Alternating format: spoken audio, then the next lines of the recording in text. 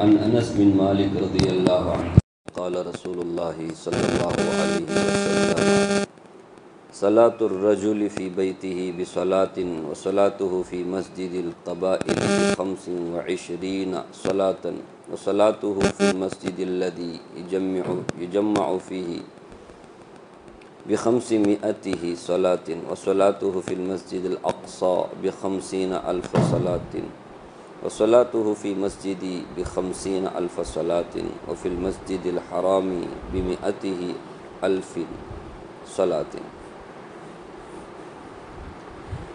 حضرت انس بن مالک رضی اللہ عنہ روایت کرتے ہیں کہ رسول اللہ صلی اللہ علیہ وسلم نے ارشاد فرمایا، آدمی اگر اپنے گھر پر نماز پڑھے تو صرف ایک نماز کا ثواب اس کو ملتا ہے، اور محلے کی مسجد میں 25 گنا ثواب اسے ملتا ہے، اور اگر جامع مسجد میں پڑھے تو 500 گنا ثواب زیادہ ہوتا ہے، اور بیت المقدس کی مسجد میں 50,000 نمازوں کا ثواب ہے، اور میری مسجد میں یعنی مدینہ پاک کی مسجد منورہ،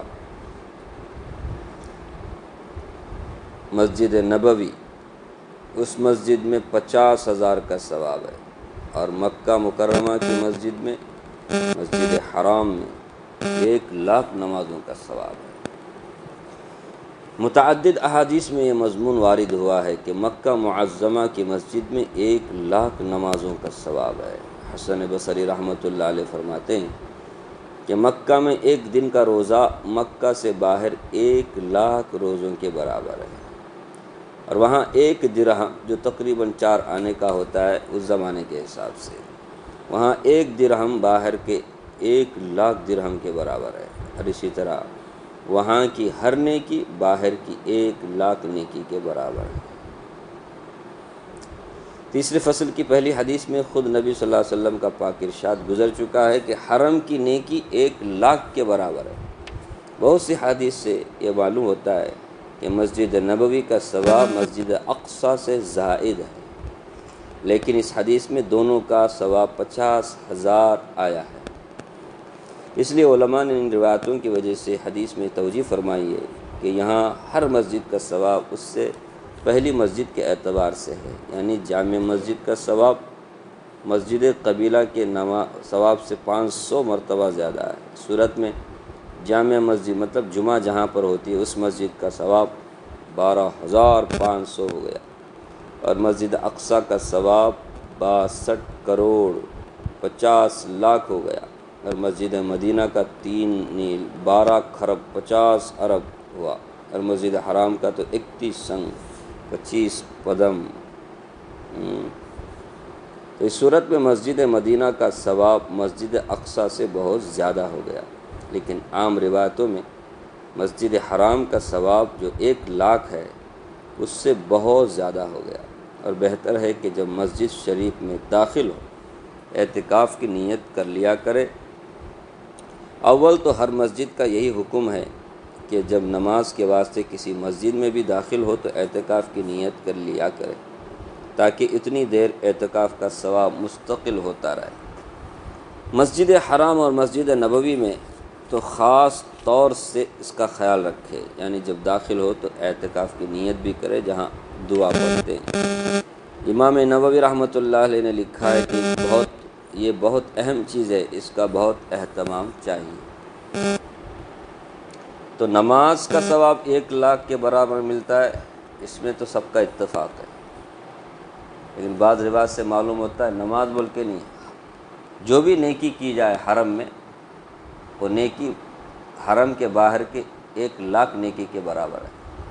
اس لیے حرم میں جب آدمی داخل ہو تو اس بات کا خیال کرے کہ ایسی جگہ ہے جہاں ایک ایک نیکی کا ثواب 1,00,000 کے برابر ہے، نماز بھی اور ذکر بھی، تلاوت بھی، صدقہ خیرات بھی، کوئی بھی آدمی نیکی کرے، کوئی سی بھی نیکی کرے۔ یہ مسجد حرام اور اسی طرح حرم مکہ کی فضیلت کی بات ہے۔ عن عمر رضی اللہ عنہ قال لأن أخطئ ب70 خطیئة برکیة احب الی من ان أخطئ خطیئة واحدة بمکہ۔ دیکھیے حضرت عمر رضی اللہ عنہ فرماتے ہیں کہ میں مکہ میں ایک خطا کروں، ایک غلطی کروں، اس سے یہ بہت زیادہ پسند ہے کہ مکہ سے باہر رقیہ میں 70 گناہ کرو تو فائدہ۔ جیسا کہ مکہ مکرمہ میں نیکیوں کا ثواب بہت زیادہ ہے، ایسے ہی وہاں گناہ کا وبال بھی بہت سخت ہے۔ اسی وجہ سے حضرت عمر رضی اللہ عنہ فرماتے ہیں کہ مکہ سے باہر 70 لغزشیں مکہ کی ایک لغزش سے بہتر۔ حضرت ابن عباس کا بھی یہی ارشاد ہے، تیسری فصل کی پہلی حدیث میں یہ گزر چکا ہے، اور حضرت عمر رضی اللہ عنہ سے کئی مضمون اس کے ہم معنی ذکر کیے گئے۔ اسی وجہ سے بعض اکابر مکہ مکرمہ میں قیام کو پسند نہیں کرتے تھے کہ اس کے ادب اور احترام کا حق ادا کرنا مشکل ہے۔ جس طرح نیکی کرنے کا ثواب ہے، گناہ کا وبال بھی زیادہ ہے۔ اب وہاں رہیں گے تو انسان ہونے کے ناطے غلطیاں تو ہو جاتی ہیں، اور حرم میں غلطی ہونا بہت بڑے بدبختی کی بات ہے۔ اس لیے بڑے بڑے علماء حرم میں رہنے کو پسند نہیں کرتے تھے، اس وجہ سے نہیں کہ وہ جگہ اچھی نہیں، نہ، وہاں کا ادب احترام ہم سے مشکل ہے، ہم تو گنہگار ہیں، صبح و شام ہم سے گناہ ہو سکتا ہے، اس لیے وہاں مستقل رہنے کو کوئی بھی پسند نہیں کرتا۔ اب وہاں رہ کر کے آدمی نمازیں نہ پڑھے، وہاں رہ کر کے نظر بازی کرے، وہاں رہ کر کے رشوت کھائے، وہاں رہ کر کے جھوٹ بولے، کتنی بڑی۔ تو مسجد میں بھی لوگ مسلمان کیا کرتے ہیں، پلی مسجد میں بولنے کا، مسجد میں بولنے کا بول کر مطلب سچ بولنے کا، جھوٹ بولتا نہیں۔ مسجد کا بھی احترام ہے، تو اسے حرم تو مسجد سے بھی بڑھ کر ہے۔ امام غزالی رحمۃ اللہ علیہ نے لکھا ہے کہ وہاں خطاؤں کا ارتکاب سخت ممنوع ہے، قریب ہے کہ اللہ تعالیٰ کے غصے کا موجب بن جائے۔ وہب ابن ورد ایک بزرگ ہیں، فرماتے ہیں کہ میں ایک دن حتیم میں نماز پڑھ رہا تھا کہ میں نے کعبہ کے پردوں کے اندر سے آواز سنی کہ میں اول تو اللہ تعالیٰ سے شکایت کرتا ہوں، اور اس کے بعد اے جبریل تم سے شکایت کرتا ہوں لوگوں کی کہ وہ میرے گرد ہنسی مذاق لغو باتوں میں مشغول رہتے ہیں۔ اگر یہ لوگ اپنی ان حرکتوں سے باز نہ آئے تو میں ایسا پھٹوں گا کہ ہر پتھر میرا جدا جدا ہو جائے۔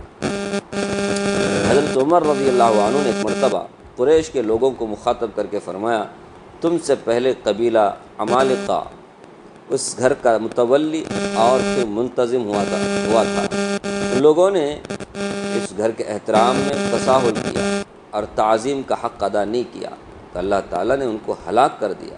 اس کے بعد قبیلہ بنو جرہم اس کے متولی بنے، ذمہ دار بنے۔ اب جب ان لوگوں نے اس کی بے حرمتی کی تو اللہ تعالیٰ نے ان کو بھی ہلاک کر دیا۔ لہذا تم لوگ بہت زیادہ اس کی تعظیم کیا کرو، اس میں سستی نہ کرو۔ موسیٰ ابن محمد کہتے ہیں ایک مرتبہ ایک عجمی شخص طواف کر رہا تھا، نیک دیندار آدمی تھا، طواف کرتے ہوئے خوبصورت عورت کے پازیب کی آواز جو طواف کر رہی تھی اس کے کان میں پڑی۔ یہ شخص اس عورت کو گھورنے لگا، رکن یمانی سے ایک ہاتھ نکلا اور اس زور سے اس کے تھپڑ مارا کہ آنکھ باہر نکل گئی۔ بیت اللہ شریف کی دیوار سے ایک آواز آئی کہ ہمارے گھر کا طواف کرتا ہے اور ہمارے غیر کو دیکھتا ہے، یہ تھپڑ اس نظر کا بدلہ ہے، اور اگر آئندہ کوئی اور حرکت کرے گا تو ہم بھی زیادہ بدلہ دیں گے۔